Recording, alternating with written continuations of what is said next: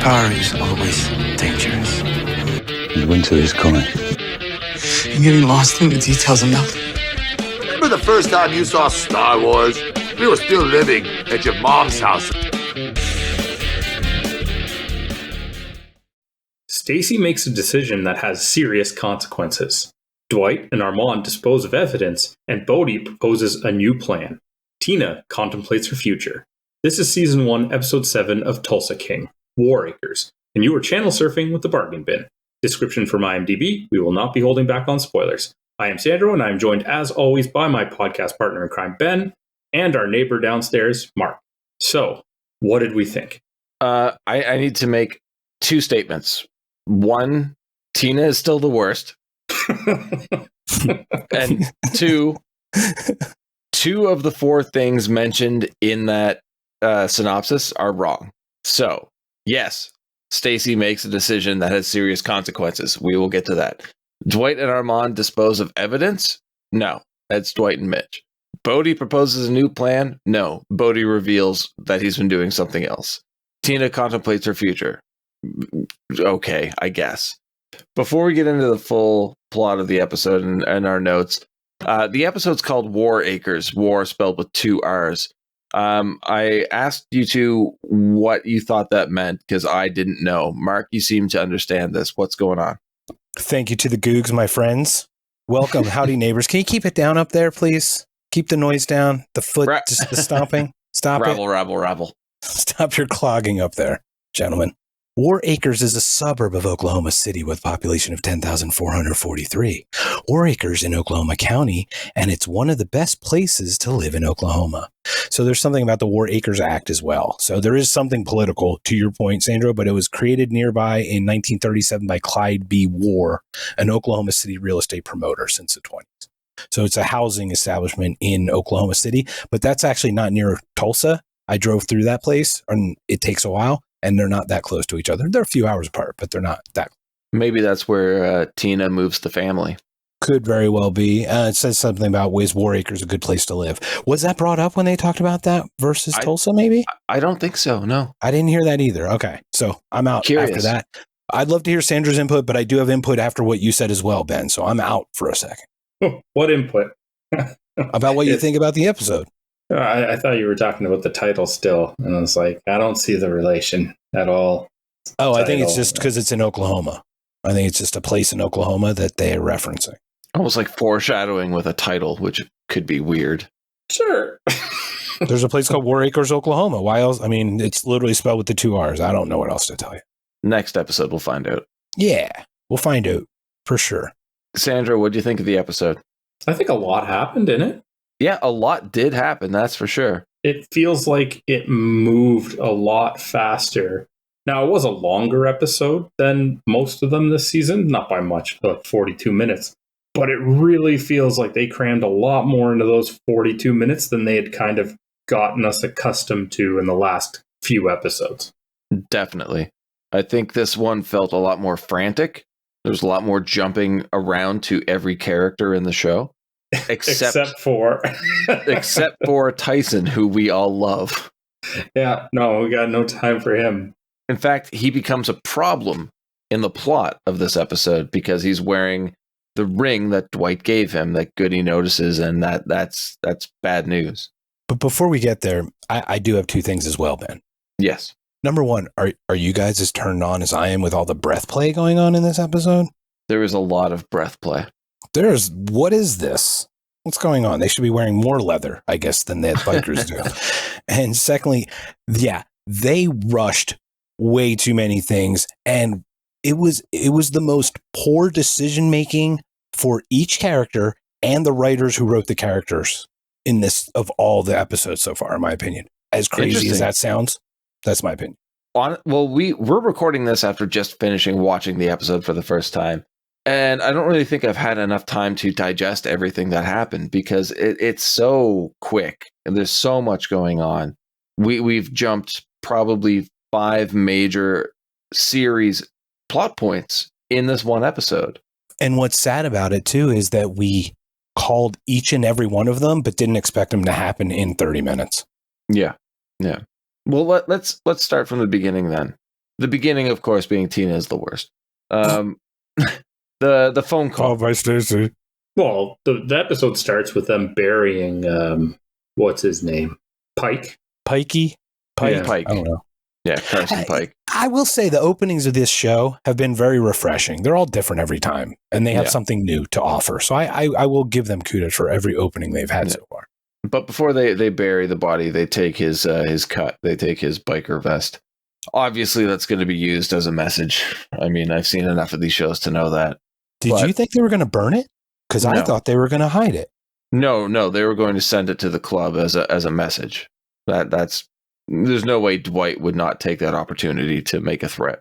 But it's the phone call that he makes to Tina, trying to get her to move her family to Oklahoma after her husband has been attacked, and she denies every attempt at him trying to protect that family, even though she has reason to believe what he's saying to be true. Yeah, this conversation might have proven that she might be the single stupidest person in this universe. Yeah. So your dad showed up, murdered a mafia member for you.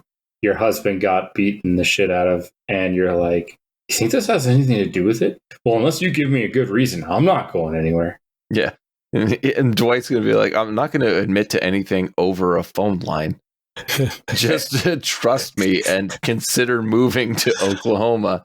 Hint, hint. Winks, right? How many winks and foot stomps do I have to give you before you? Oh, you need a good reason? Turn around and look at the hospital bed. Yeah. I still ask how she is intelligent. She's alleged. She seems to be self-sufficient this whole time. I don't know how. One thing in this episode that got my hopes up, and those hopes were never realized, was a potential friendship between Tyson, Manny, and Goody at the station. I was like, what a weird mixture of characters. They could have a lot of fun with this. No, we're just going to play this seriously. And that kind of got me down for the rest of the episode because I realized how serious it was going to be. And I think they did that on purpose to show the seriousness because I'm an East Coast guy as well. It's like that culture shock, like that guy does not understand what's going on right there. Yeah. And he's walking in from his vacuum New York world. It is just such a different world than that. Yeah. Delivering the cut Pike's vest to the gang. I think we all had problems with this scene. How poor decision making all across the board. They're pissed off that Pike hasn't shown up to the meeting, to church, if you will. And then Roxy shows up with the box saying that it was just left outside. So they bring it into the clubhouse to open it on the bar. Now, as they huddle around it as well. Don't looking forget. down on it.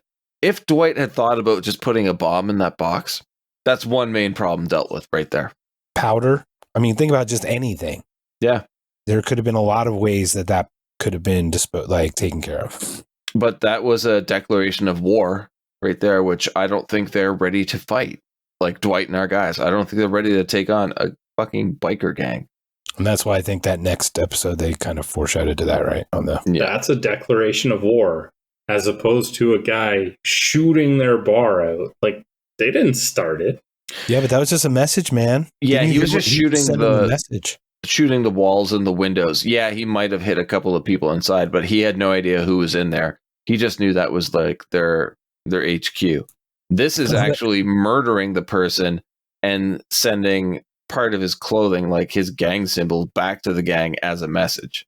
Listen to us defending what the freaking biker guy did. We're like, he only shot that. I'm not defending him. No, not you. I'm saying us. I'm saying I'm defending him against you, Sandra, because you're talking the truth. Is like, you're right. That dude obviously did start it, but you know, it's like how I guess the levels of escalation of war. You know, what do you go to triple dog dare from double dare, right?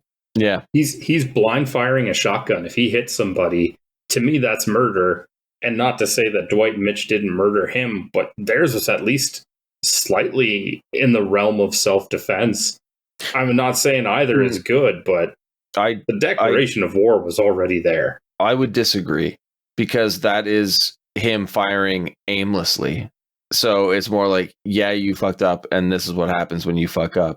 If it was a declaration of war, they would have gone after one of the main guys like Dwight or someone specifically. Unless he believed that the bar was 100% empty, then I'm not buying that. Okay, I'm just telling you that's how it goes. I'm just saying it's a declaration from Dwight, correct? We were all agreed about that. Okay. The funny thing is, like, in that case, if that happened that way, I would have just called the cops because he would have been well in his right mind. Yep. To say that someone's shooting at the building and we felt that was a dangerous situation that was threatening people. I don't know why they didn't. I mean, obviously, other than the message, right? So he wants to send the message, but you guys don't think he's ready either, right? No, God, no. I also agree. What do we think about Bodhi and the USB? Kind of came out of nowhere, huh? Yeah, I was going to ask you guys, what did you think? Okay, he comes back and he sees it all destroyed and he goes back in there. He sees everything's destroyed. What are you guys thinking right away? Are you thinking he's looking for something, or he knows that it's missing, or whatever he's going to look for is missing? What do you guys think right up in the beginning? I knew right away, based off of how he was acting with much more confidence, that there was something going to happen that none of us would have guessed. When Dwight actually shows up, not when, like, you know, Bodhi's just looking for the USB. When Dwight shows up and Bodhi is giving him a little bit more attitude than he normally would. Yeah. I was sitting here thinking, like, is this blackmail? Not the direction they went. Not I at would all. have liked that more. I would have liked something because, once again, I'm calling this the episode of bad decisions for the characters and the writers. Yeah. Who gives up their side hustle so easily to a guy who knows that they will kill him if they get out of line too much? Yeah. Who's just like, oh yeah, I got this side hustle. Here's more money. Well, it's Like- not even just that. He's completely defiant in the way he talks to Dwight in that scene. Right. But then he gives up like this thing that he exposes himself, right? He could have kept that a little bit closer to the vest, right? Or to the Confidence growing way too quickly, and it doesn't make sense for this plot yet, unless they reveal something. To your But point, yeah. rushing the episode. Yeah. That seemed rushed. That he went, 2 steps past. They jumped a couple lily pads on this episode. The fact that he's been stealing millions in Bitcoin and crypto, Such Why? a Bodhi move. is it? Yeah, dude, Silicon Valley. I just think him because I think of his character in Okay. Silicon Well, Valley. yeah, removing. Well, he's like a Martin nerd, Starr. right? He's a thinker. He's not a fighter. It's not like he's going to physically rob a bank, right? But we have no reason to believe he's confident or capable enough to do this. Good point. But I think we do think he is smart. And maybe we do find now that he is like crypto is a good way to hide the money for the industry too, right? For his industry and keep it solvent. Yeah, but it's not his crypto. It's not his industry. He's stealing it from other people. I understand that. I was just saying maybe he's savvy in that respect. Mhm. So that this Possibly, angle yeah. isn't so far out of his realm. But I totally get what you're saying. We haven't seen that from him yet, right? Yeah, it just kind of seemed to pop up out of nowhere without any lead up to it. If Once they again, led us in rushed. that direction, They rush would make sense. it felt so rushed this episode, and my head is still spinning. There's a lot of awesomeness to it, but it is rushed. It felt a little bit pressured. definitely. Well, okay. On that note, how do we feel about our interactions with Stacy and Roxy? Because we get that phone call between them, and then the meeting, and we all thought that Stacy, now knowing that Pike is dead and that Roxy is starting to fall apart and she's integral to her case, she's either going to be killed by the gang or she's going to jeopardize the investigation in some other manner. So by having Stacy send Roxy to the club to get this laptop that Roxy's talking about, that Waltrip has, that has certain numbers and things in it, do we believe Stacy is knowingly sending Roxy to her death? I thought so. I thought so too. I think that she thought worst case scenario, she's going to die. Best case scenario, we get the laptop too. Yeah, and you brought that up, which I then had to agree with, because either Roxy dies and then Stacy doesn't have to worry about Dwight's involvement in the killing of Pike, or Roxy gets the computer with the numbers and she looks like a champ for getting more dirt on the biker gang. Yep. Can we go into what Roxy did now, or should we wait? No, go for it. Once again, the episode of bad decisions. Who opens up a lock with a knife? Like, you're not going to see any kind of like she just doesn't disappear. She just doesn't run. Like literally, that's what you do at that point. Just run. You have no one. Your old man's gone. Just run. Yeah, if you're gonna pop open a lock with a knife, take what you want to get out of that drawer and book it. Don't stay there because you're not going to be able to cover up what you did. She opens it up. She starts Windows. She waits for the updates to restart. She had to restart the computer. Then the drivers had to reload. Then she had to log in, and her back was to the door the whole time. Yeah. Come Again, on. Bad decisions all around. Like, I could totally see her grab it and run, and then hunt her, like chase her down. That would have been fun for me to watch. Yeah. Instead, we got some BDSM thing. I don't know. There are so many different storylines happening in this one episode, and it feels like they're all just kind of shuffled together. Yeah. Can you break them down right now in some way? Because before the death of Roxy, we get that phone call from Goody to Pete and Chicky. And this made me question why Goody is there. Because they question him if he's earning, if he's doing well, Dwight, that is. And Goody says he's his own man out here. He's not going to be controllable for much longer. I kind of thought that Goody was 100% on Dwight's side, but that line, those two sentences, made me second guess that. They did, but Pete was also alive at the time. Yes. And with Pete being alive and him kicking cancer and being alive for another 15 years, horrible foreshadowing, I think that he felt safe saying that because he could look at the family over Dwight. Even though he did have a relationship with Dwight, he knows that Pete had his back or has his back. Yeah, you're right. I wanted to say that it sounded way too honest, but Goody's not going to sugarcoat anything. He's going to tell it as it is. And it was. And I thought kind of initially the same thing you did, but then I was trying to put myself in Goody's shoes. Like, well, he's looking at the family. He does know that Pete's in charge, and he knows that Pete protected him with the Nico situation. And he knows that Manny is there, and he finds that real weird. Right. That would raise your hairs that this guy disappeared, not like witness protection, but just disappeared. And all of a sudden you bump into him like in this weird place that you sent him to. And he's working with Dwight. And he's working with him. Right. They cross paths. Right. Do you think Stacy has any right to be furious with Dwight over ruining her investigation?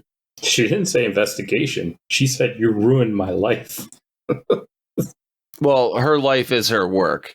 Well, either way, it's like she is the one who keeps going back to him. Yeah. It reminds me of the South Park episode with the royal family about the part, the privacy tour. She's like, "Stop ruining my life. Why do I keep coming back to you?" Because you keep coming back. I don't know, because that's what you do. This lady, help me. Can someone explain? You guys have had relationships with women before. I apparently must not have, because I don't understand this.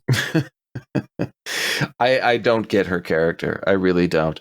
I really enjoyed what they were doing with her and Roxy, because I was thinking, oh shit, they're going to give her some weight. They're going to give her something to deal with. They're going to make her, an actual specific plot point, and not just a character on the periphery who shows up every now and then and just makes things weird, because she's now responsible to an extent for Roxy's death. If she actively took Roxy's life, would you guys have a little more, I don't know about respect for her, but just some kind of admiration? I would consider her a full-fledged character in the show. Right. Wouldn't that have solidified her as a full-fledged character at that point? I think so, yeah. Because I feel like that would have been a cool way to do it. The big thing about Stacy is that they've been reluctant to show her fully committing allegiance to any one side. And if she had actually actively taken Roxy's life, that's very much making a clear decision, which outside of bad decisions, Stacy also just doesn't make decisions. We're 7 episodes into this show, and I can't tell you what she's actually done outside of this episode. Except like have Dwight sex. Twice. Yeah, I was going to say, except have sex with Dwight. That's it. Twice, at least, that I can count. It's hum and haw and stress and have sex. And I feel like they set her up to have like the beginning of a character arc way too late in a season to have one. But at least they're giving her something. Well, they never did go back to her one night stand that we had huge speculation about what it could be or who it was. Yeah. And I thought it was just a move on, like, earmark. I didn't think that was going to be something. Maybe it still will be, but I didn't think that was going to be something. Sidestep. We've touched on this character before, but now what are we supposed to think of Margaret Devereaux, played by Dana Delaney? Weird. I thought she was going to be one of the big bads, and maybe she is next season. But this could go one of two ways. Like, especially with her dinner that she has with Dwight near the end of the episode. I brought this up as we were watching. Like, this could be the new power couple of the show. And then, Mark, you raised the point that this could be where everything goes south between them, and they could become the worst enemies of the show. I really do believe that they have the power of either of these scenarios, and I really hope they pick one, and this isn't just whisked away into the ether like a lot of other potentially good plot points have so far this season. Hey, she asked Dwight what it feels like to kill someone. Stacy is going to see that they had a date, confront her, and then she's going to kill Stacy. Yeah. Nice. I like it. I think she's killed before. Me too. I don't think anyone who owns a horse ranch could possibly overact any worse in her facial reactions to him saying he was in prison for killing someone. The way she was initially like, oh, you're in prison. Oh, like, get out of here, man. Come on. Margaret Devereaux is dirty as fuck. Her hands are dirty, man. Yeah. I'm wrong, but I feel really... I'm excited for that reveal. Like, I know she's done some shit, and I can't She's wait an to see underground lair underneath the farm, man. I'm telling you, it's just, it's beautiful. Glue factory. Or the White Horse. Can we talk about Sylvester Stallone's daughter's acting in this and how not great it was this one time? I didn't mind it, but go for it. I just thought circular motion would be in a circle. I can't help minor thing, though. I'm just one of these language people that like words mean stuff. That's such a nitpick. But let's be honest. Once she handed Stallone the brush, it's not like he was doing a circular motion. I know. Either. Couldn't you just say brush the horse? Couldn't you just say brush the horse? Like, you had to add circular motion. I don't understand why that was even added to the. I thought, look, as writers, don't they re-edit? I feel like that would seem like a waste of a word to even add. Well, that ain't her fault. No, I agree. Unless I'm talking about writer. Everybody did bad things in this episode, made really bad decisions. The writing's part of it in this one. Do you think that Chicky drowning his father was a bad decision? In the plot or to the audience? Like in the plot. From whose perspective, though, right? From a story, for the story's perspective. I think good or bad, the writing was on the wall in like episode 2. Like, this isn't something that should be a surprise to anybody. Yeah. It pushes the confrontation quicker. That's all that does, right? It accelerates it. We knew it was coming. It was about when. I actually thought it came quicker than I expected. I thought it was going to be it was going to be a little staggered. Like I said, this episode was very rushed. It should have been in the season finale. Or maybe at the end of this episode, right at the end. Ended with that. You know what I mean? Yeah. Then opened with them carrying him down the stairs. I don't know. The way it was played up, like, if they used that at the end of the season, we're like, okay, finally, now we know that's where we're going. We all kind of assumed it. Now that story is wrapped up. Let's move on to season 2 and see where it goes from here. But no, what happens in episode 7 of season 1? So like, well, how are they going to end the season now that we've got so many new plot directions and we've got 2 episodes left? If this episode felt rushed, we're in for a bad time in the next 2 episodes. I think it seems like they panicked and now they're trying to wrap things up that they should have started wrapping up 2-3 episodes ago. Huh. I don't think we're going to get any comedy next 2 episodes. None. Oh yeah, I thought that sailed. I think that they used the comedy to suck us in, and I thought it was going to go dark very quickly, and it went dark very quickly. Yeah, we did touch on that in previous episodes, but yeah, I think this justifies that concern. I did like Chicky's story arc in this episode, though, because they went really heavy. Not that it wasn't predictable, but they went really heavy with exploring his reluctance to even go into the business. And he did a great job. Maybe somebody can help me out with the actor's name. Dominic Lombardozzi. Yeah, did absolutely amazing. And it was an inner conflict. Like, we're playing it out as if the audience is watching him reluctant to be in the business. But in the end, he was just shedding that like final layer of doubt before he just fully embraced it and realized that like he's been past the point of no return for longer than he realizes, and he is not having a normal life. So the only direction to go now is to fully embrace it. I thought it was absolutely well done. I would agree for the majority of that. His acting in this episode, his acting in every episode has been phenomenal. This character arc should have been at least hinted at previously, because it is very, very good. You're right in this episode. I loved it too. But it also kind of seemed to come out of nowhere. And I feel like they cheated the character in the writing that way. They rushed him. Once again, it's like, to you guys' point, watching him slowly turn is so beautiful to watch. Yeah. Watching him grow in that anger and the frustration and the, resentment, right? Yeah. But I can't get out of the shadow, but I can't get out of the business, but I can't do my own thing. So where am I? And to Sandra's point, you got to lean in, but I thought it would have been a little slower than this. Yeah. Had they taken their time with this storyline, they could have milked it a little bit. Oh, I think they could have made Chicky my favorite character of the season. I agree. The character is very interesting. The actor is knocking it out of the park anytime the camera's on him. And I will give him credit. The story. I will give him credit in the way that they may have covered the rushing. It does almost seem like he had PTSD and he just snapped, right? Like he just literally snapped. And when he snapped, he took the toupee off and he was he literally just, his DID came out, he disassociated, and he's now this other character.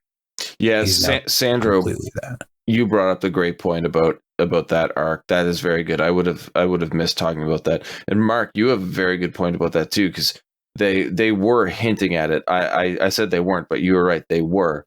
Just not enough to make it. I think it should have been consistent. Yeah, I felt it still felt rushed. Yeah. I think they, considering they added an episode, why not add 2 then? Make it 10. Yeah. If you're going to add 9, like we had kind of a throwaway, right? And we enjoyed that episode that we said was kind of like this flirty kind of fun episode. They could have really made this a little bit better then. Deeper or something. I don't know. So I had said that I don't see any humor coming in the next 2 episodes. Mark, you pretty much quickly agreed with me. Sandra, what do you think? What do you think we're going to get? 1 or 2 jokes in an episode. Maybe they'll bring back Badface finally, and then we can enjoy ourselves. Because where is he? Where is he? Just give Tyson more screen time. I was just going to say, I think that's why Tyson's dropped out. He was the comic. He was the comic relief. But he has such a good storyline.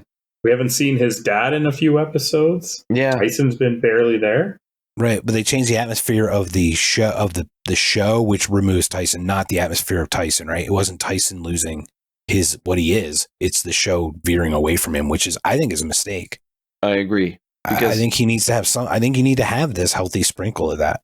Well, Tyson, yes, he is the humor of the show. He and or Bodhi. At least relief, right? Like he's different. It's not the normal stuff, I guess. But his intention is to become better than who he is, more than who he is. And that's a very dangerous focus. So even if they strip him of that humor and make him somewhat foreboding, more of a menacing character, like Dwight's right-hand man, not Goody, not Manny, not Mitch. Like, I would be okay with that. I just need to see more Tyson. Like, Jay Will is so good in this show. We need more of him. One of you guys did mention that. One of you guys mentioned that Tyson may go off on his own. Now, this could be how they do it. He's been getting less and less attention from Dwight, realizes this and goes, wait, this isn't right. I'm not growing the way I was supposed to. Yeah. And this happens, right? But they do have the ring that plays into play now. And that's what I was going to be the end of up. Tyson, right? They better not kill off Tyson. I will be furious. Couldn't they send that to Dwight in a box? Yeah. Or they send it to his dad in a box. with the finger attached. I'm just saying, it's one of those things. That would only make sense if they teamed up with the bikers, which I could see them doing, but we don't have enough time for that. What I really can see, though, is Chicky confronting Tyson with Goody. And that's where Goody makes his choice. Is he with Chicky? Is he with Dwight? And that could lead to an unfortunate end for Tyson or a very positive outcome for Tyson. So while the show was very rushed, they crammed way too much into it. They shuffled too many storylines back and forth. I am excited for the next 2 episodes. I actually think I'm more excited for Chicky's storyline than I was before. Because there's a part of me that just can't stop questioning the statement he made to Vic about getting this like family back in order. Mm-hmm.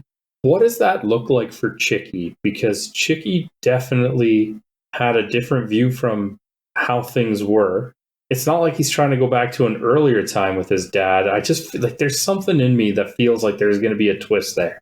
When he says that, it makes me think he wants to cut all the old dead weight, and he sees Dwight as one of those remnants of an older time, and they're moving past that. It could be a mislead, too. It could be that we won't see any confrontation between Chicky and Dwight until a couple of seasons down the road, and he shows up in Oklahoma, and they just team up and run the place.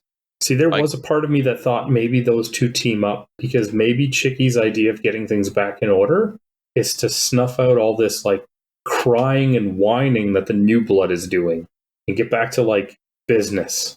One thought I also had, and I do like that, and I agree with that. One thing I thought was looking at Pete's face when he heard that Manny was there was pure shock. So I'm wondering if there was more to Pete's involvement with sending Dwight to prison that Manny knows and that Chicky knows. And Chicky's like, well, if Manny's already back in the picture, what's really stopped me from offing the old man, taking his place and bringing that old team back together? Excuse me. Are you saying that Manny has a secret and Chicky's shitting his pants because Manny has a secret? No, we know I he does. think, yeah. About the Pete thing, right? Right. But we don't know that Chicky knows, right? We know that Pete's involved, but we don't know Chicky knows anything about it. But to Ben's point, Chicky's reaction to Manny being there is like Pete's reaction to being there was shock. Pete, right. I'm sorry. Pete's reaction, obviously. Sorry. Duh. I'm crossing particle streams. Well, I'm just saying, you throw Chicky, Dwight, Manny, and Goody in a room together, and we're going to get a lot of story bubbling to the top that we've missed so far. So wow. I think there's a lot more there that we're going to be let in on. At least I'm hoping there is. I mean, not we, Mark, you in particular have shit on the writing of this episode. I just said it's rushed. It's a lot of stuff. Rushed, but it was good. It was good. It was good, but like the characters made poor choices. All of them made poor choices. It seemed out of the ordinary. I didn't like that. Every single one made bad decisions. Yeah. So it seems weird for that to happen out of the blue. So I'm thinking it was intentional. For what reason, I don't know. But I'm hoping that we'll get some answers next time. Or it could be bad writing. Or it could be bad writing. You guys like Chicky better bald or with the toupee? What do you guys think? I like him both ways. But he's more intimidating when he's bald. Yeah, he's built that way, right? Kind of linebackerish. But it does make him look more like a villain, because that's what we're told throughout film and television history, is that the bald bad guy is a real bad guy. He looks like the Kingpin. We did say that. It's kind of weird, So. Yeah, you never know. Well, it's a little bit more menacing because it's representative of him not caring what people think or see him as anymore. So now the gloves are off and you have no idea what he could do. Yes. Well done. What did you think when he straightened the toupee in the beginning or after the incident? Or did he not straighten it? It seemed like he straightened it. He moved it. I don't know if he was straightening it. I think it was more like just But that was like the moving hint, it, right? and The then hint at that us. was the I'm done moment. Get rid of it. Nice. That was very good point, Sandra. That was awesome. Yeah. All right. I think we've explored everything we could. Let's get to our highlight of the episode. Who wants to go first? That's a tough one. I'm going to say, as much as a problem I have with it, Bodhi's confidence with Dwight, showing him what he's been doing in his downtime of stealing the Bitcoin. While it goes against everything I thought Bodhi was, I'm very curious to see where this new confident Bodhi is going. Everything else just felt so rushed. I wish they had time to like let it breathe. So I'm gonna take this. Since we didn't have much Tyson, we didn't have much Mitch, I'm gonna go with the limited amount of time we had with Bodhi. Nice. I like it. I'm going Goody for two episodes in a row. Because his Village People comment was just perfect. It was great. You know, you got a cowboy, you have a cowboy and Indian, you have a black person and a person of color, or the way he said, I forget how he said. It's just like got the Village People. It's just perfect. What about you, Sandra? So it would be Mitch. We didn't get much of him. A little off-putting how perfectly fine he was with going to dig a grave. But there was a really subtle moment when they were preparing to send the cut to the bikers, and he was just way too jolly and enthusiastic about it. He's like, what do you think? Should we wrap something in it? You know, like a fish or a pike? And Dwight's just like, no, the jacket's enough. And he's almost like disappointed, but I'm like, man, Mitch is in the background becoming unhinged and nobody is even paying attention to it. I don't know if he's in the background being unhinged. Like, he's ex-military, spent time in prison. You know he's done some very bad things, and he's just trying to lay low. But now that he's partnered up with Dwight, he's like, finally, I can be myself. It's meant kind of in the background of the plot, because in the plot for sure. Like, how much focus did they put on any of what I just said? Like, yeah, I was there, and then see you later for almost the rest of the episode. Yeah. But it's gonna pop up, and I think it's gonna be one of those like eureka moments where you're gonna be like, oh yeah, all the signs were there. Yeah, because he's mentioned in previous episodes the shit he's been involved with, and we're just now starting to see it come through. Yeah, I mean, I think we kind of got at the end of the last episode. He has some guy shooting out his bar. They shoot him down. He goes, oh yeah, you wanted that partnership, right? He could have been like, wait, maybe we shouldn't be doing this. You know, that is your make or break moment right there where he's like, I'm in. No, they set up a lot in this episode. There's a lot of actions, not a lot of resolutions. So buckle yourselves in, guys. We've got 2 episodes of craziness ahead of us. I like that we had different scenes in this one because they were all 3 of those were great in this, I thought, too. So once again, it does lend to the excellent content of the episode. It was just a lot. So that begs the question, where does this episode rank within the overall season? As a quick recap, not that I expect you guys to remember, but episode 1, episode 3, 4, 6, that was last week's, 2, and then 5. I think you'll both disagree with me. I'm going to put this one at the bottom because it was a mangled mess of an episode, but it gives me more hope for the rest of the episodes than some of the previous ones did, if that makes sense. I get what you're saying. I actually have it like 4th. Okay. I had it as high as like 3rd or 4th of the group, only once again because of the content, the amount of content. I have a feeling I'm going to watch this again in a couple of days or maybe later in a couple of minutes and try to really wrap my head around it. But there was a lot of stuff going on, but it was still good. Yeah, we're all going to have to rewatch this one, I think, before we watch the next one. Yeah. So the vibe was definitely towards the bottom, to your point, but I felt the content was kind of in the middle. So I'll put it right. Is there a middle? Yeah, there's exactly a middle between 4 and 6. I'll put it right there. That's actually exactly where I had it. I did want to dock marks for the pacing of it because everything happened way too fast, and some things perhaps maybe needed a little bit more time to kind of come naturally, I guess. And some things needed less. But the content was like so... Tina, Stacy, Roxy. Yeah. But, yeah, Sandra, you were saying? Sorry, Sandra. but the content was so high in everything that was happening, all of the movement that was going on, all of the intrigue that was there, that I feel like those kind of balance each other out and put it right in the middle. Like just above last week's episode would be right in the middle. Where are we at? Can we sell each other up or down a spot? Can we meet? Is there a compromise? What do we got? Well, you and I don't have to compromise. We had the same thing. It's majority rules, just like last time. All right. Well, how many? So what is it? That's 5. Is it 4 out of 7 now? Yep. Are you cool with that, Ben? I mean, what are your thoughts? Yeah. Do you want us to bump it to 5? No. Okay. Cool. Easy peasy. For us, that's 3 weeks in a row for Ben. Yeah, that's fine. Because Ben is a kind soul, man, and we are evil, dark-hearted people. Well, let's see if we make it 4 in a row next week. From everyone here at Channel Surfing, remember, here we are bloody but not beaten, down but not out. From this point on, this city and everything in it belongs to us. Until next time.